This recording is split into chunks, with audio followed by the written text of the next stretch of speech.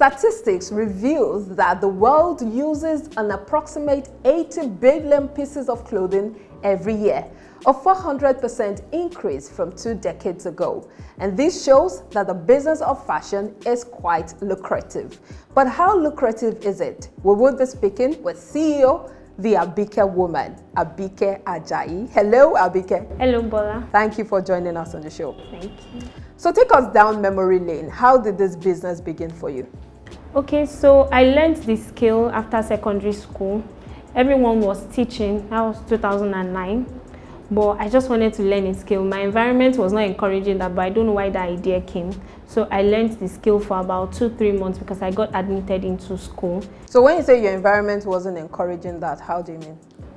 I rarely see anyone learn skill back then. You rarely see that happen. Back then, what year was that? That's 2009. Okay. People were teaching or maybe a clerk in an office or something. But I just wanted to learn a skill. I remember that I think some of my mates were making fun of that oh, Abike is now a tailor and all of that. Really? Yeah, so I was learning. It was just a shade somewhere from an aunt. Of course, she was illiterate. She was not an illiterate, but she was just managing a space in her mom's place. And I learned it for like 2 months. And because I got admitted into school, so when I got to school, I was supposed to run a program that was an evening class every day, but I got to find out that it was a part-time, so which was good for me. So it felt like I went to sew in school, not really go to school like that. Oh, really? So how did you manage that with your academics? I'm not sure I had a challenge managing that actually because it was weekend classes. So only weekends? Yeah, weekends. Oh, okay. So I could do all of my work during the week from Monday to Thursday, Friday and Saturday for classes. There are times I even missed classes because I was not really enjoying school. I think I was enjoying church more than school and of course my job, my work. Yeah. Okay, so what were the challenges you encountered back then and what are the challenges you're encountering right now? Oh, okay, challenges I encountered back then was, I think, which is one thing that is affecting me and probably like an advice to someone coming up. I was not clear and definite about what I wanted to do. That helps when you know, okay, am I doing custom made? Am I doing ready to wear? Am I doing bridals? Am I going to be taking fabrics from clients? So I was not sure. I didn't have a clear vision of what I wanted to do. So I was taking a lot of rubbish, a lot of hula balloons happened in the journey. I was not really enjoying it. I wasn't doing it as a means of survival. I was enjoying it. Of course, I was making money from it. But I think that was a major challenge. That was like a foundational challenge. I was not clear about what I wanted to really do. So I was taking a lot of things that I shouldn't have taken. So that dragged my process. And all of that. You said you learned within 2 months. Yeah, that's a fast one. That is also a challenge. I didn't have enough time to learn, and when I got to school, there was no good tailor to learn from, to continue learning from. So I basically learned via my clothes because I wear my clothes a lot. On the job. On the job, I learned by making some clothes for my friends. So when I spoiled it, of course, you're not paying me for it, and I had thankfully I had a friend that was like a model. She had a really good shape, so she was wearing a lot of my clothes, and so I had challenge in getting styles. So I was basically learning on the job.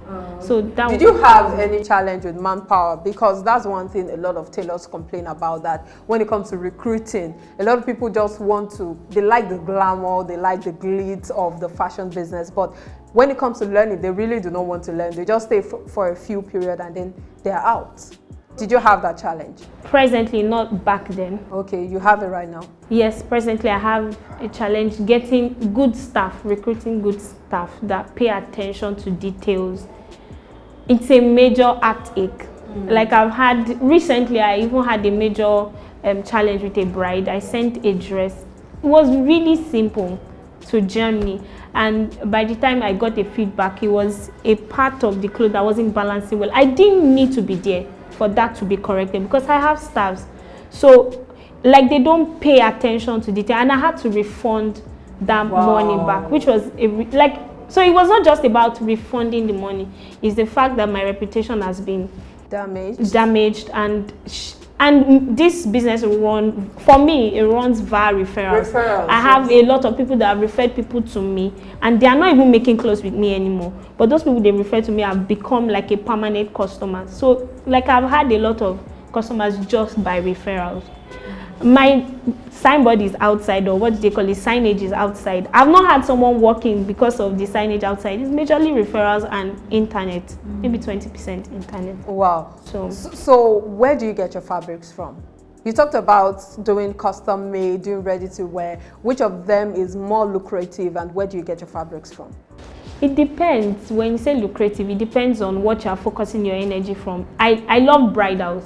And I think eventually I'm really going to major on bridals. Okay. But where do I get my fabrics from? I have fabric sellers here that get their fabrics from outside Nigeria. So I don't have to, because if you want to get fabrics from outside Nigeria, you have to be getting a lot of quantity, like large quantities, like maybe 1,000 yards of, because that way it pays you because of shipping cost and all of that. So I have fabric vendors in Lagos, Echo, Yaba, that I get my fabrics from, and they are really good fabrics. So but when you say lucrative, I think, like I said, it depends. But for me, I think bridal.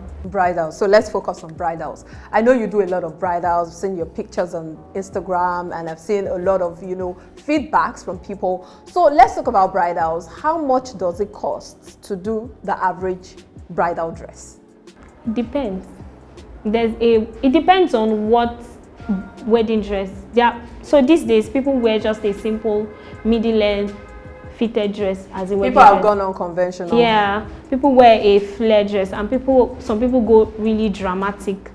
So I think it depends on what you call wedding dress. Okay. But if you are saying something glamorous, but on the average, 80, 100,000 for average. Okay. So what are the things you factor in to charge or to bill your customers? Okay, so there's a way we calculate how to charge, because everything goes, the building goes into making a dress. So the power, so it's like you are factoring your capital. Every asset goes into it, because when rent expires, I'm getting it from there. When maybe a machine goes damaged after like 4 or 5 years, I'm getting, so that's what goes into costing for a dress. So let's know what a budding fashion entrepreneur needs in terms of equipment to start. Okay, so you need a machine, electrical machine, depending, either tabletop or like industrial machine. Industrial machine costs between 120, 150,000 naira, depending on the brand. A tabletop machine, I think about 60, 65,000 naira. Okay, and you need both? No, you don't need both. I'm saying either that or that. Okay. Then you need a weaving machine. Maybe for the weaving machine, you can get a manual machine for now. And of course, a cutting table, ironing, steam iron, and also a gen iron, because we are in Nigeria. You need a really good phone camera, because there's a difference. Because you are going to be majorly selling online and via referrals. When you get video, what sell on Instagram now is Reels. So take a good video of your clothes, the process of how you are making it, from pattern to cutting it on the fabric, when it's ready and all of that. But you need a really good phone camera, and that costs quite an amount. Then, of course, maybe if it's probably managing a room or your sitting room, paint it in white if possible, get good lighting, talk to your electrician. So that will cost maybe about 1.5 million, maybe. On the average. Then you need a gen. You need a generator. So the 1.5 million, is it inclusive of the cost of the gen? I'm not sure. I just thought about the gen now. You need a gen that can power the gen iron. Of course, not power yours, because if you want the gen that will power your steam iron, that's about, I think, 400, 420,000.